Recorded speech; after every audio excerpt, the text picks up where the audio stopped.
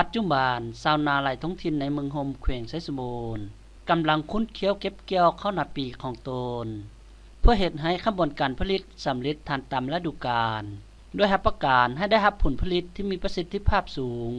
ในขณะเดียวกันนี้ประชาชนบ้านพะละแวกเมืองโฮมก็เป็นวันหนึ่งที่กำลังคุ้นเคี้ยวเกี่ยวข้าวนาปีด้วยบรรยากาศฟุดฟื้นม่วนซื่นเนื่องจากว่าท้องฟ้าในฤดูกาลเก็บเกี่ยวข้าวนาปี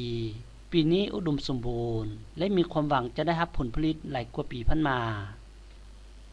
ท่านเป่าท่อหนอตู้เพหลวงในบ้านพะละแวก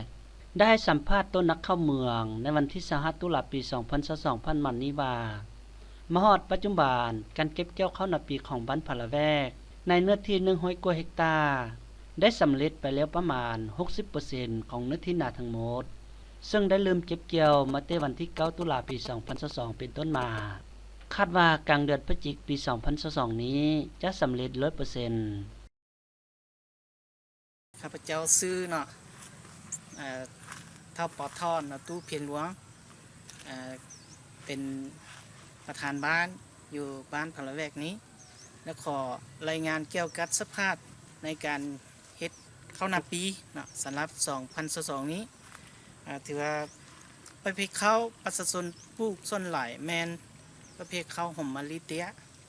วิธีเก็บกู้นี้เนาะประชาชนส่วนหลายมันเขาเจ้าได้ใช้เกี่ยวแล้วก็เก็บด้วยตนเองแล้วก็แลกเปลี่ยนแรงงานก็มีจำนวนนึงก็ได้จ้างแรงงานเนาะจ้างแรงงานเป็นจำนวนนึงสำหรับการตีข้าวเนาะเก็บกู้ข้าวนี้ถือว่าจะใช้ส่วนหลายปัจจุบันเขาเจ้าได้ใช้จับปั้นข้าวและปั้นส่วนเป็นส่วนหลายเนาะส่วนน้อยนี้ที่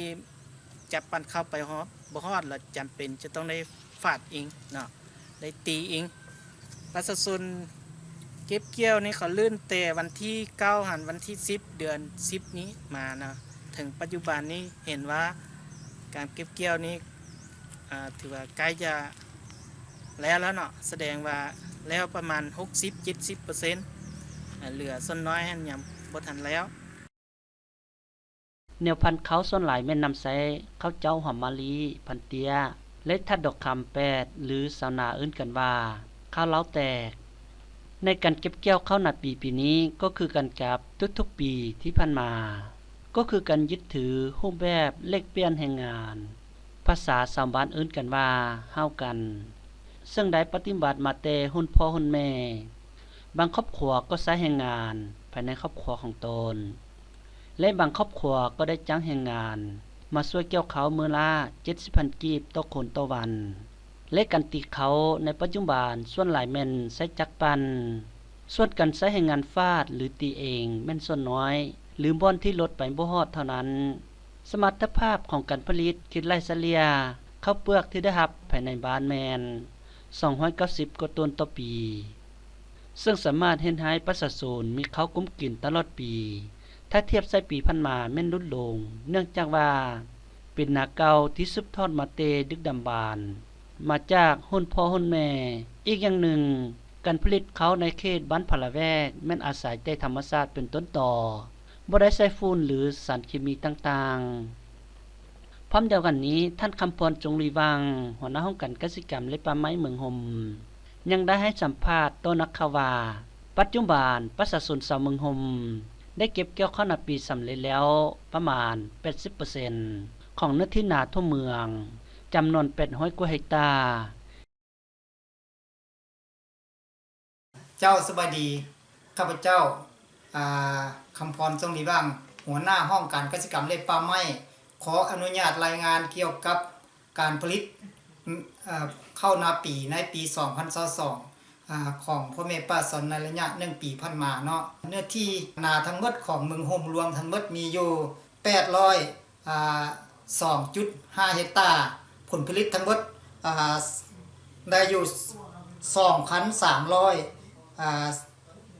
2,327 ต้นเฉลี่ยได้อยู่ 2.5 ต้นต่อเฮกตาร์ถ้าเทียบใส่การผลิตในระยะปี2021ผ่านมาถือว่าปี ปีนี้ลดลงถึง 4% ย้อนว่าสภาพดินฟ้าอากาศย้อนมีการพายุเฮ็ดให้การผสมละอองของเม็ดพันธุ์พืชเฮ็ดให้ผสมบ่ได้ดีเท่าที่ควรเฮ็ดให้การผลิตข้าวลดลงหลายกว่าปี 2021 เพราะฉะนั้นจึงเฮ็ดให้มีการผลิตได้น้อยลง